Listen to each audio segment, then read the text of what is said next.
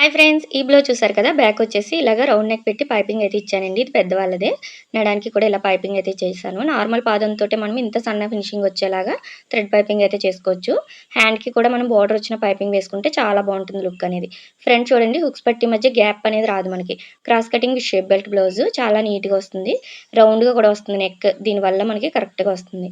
అదే మీకు హుక్స్ పట్టి మధ్య ఇలా గ్యాప్ వచ్చింది అనుకోండి, వీ షేప్లో వచ్చేస్తుంది. అది ఆది బ్లౌజు. ఇది ఎలా కట్ చేసుకోవాలి అనేది కూడా వీడియో షూట్ చేశాను. మీకైతే అప్లోడ్ చేస్తాను.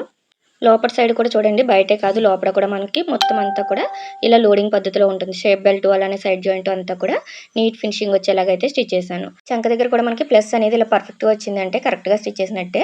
సారీ చూడండి, చాలా బాగుంది కదా. కలర్ కాంబినేషన్ అయితే బాగా నచ్చింది నాకు. బార్డర్ కూడా పెద్దగా వచ్చింది. డిజైన్ కూడా చాలా బాగుంది. కాకపోతే మనకి బ్లౌజ్ అనేది పింక్ ఇచ్చాడండి.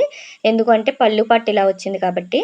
నాకైతే బార్డర్ కలర్ వస్తే బాగుండు అనిపించింది. మీకేమనిపించింది కామెంట్ చేయండి. నచ్చితే లైక్ చేయండి.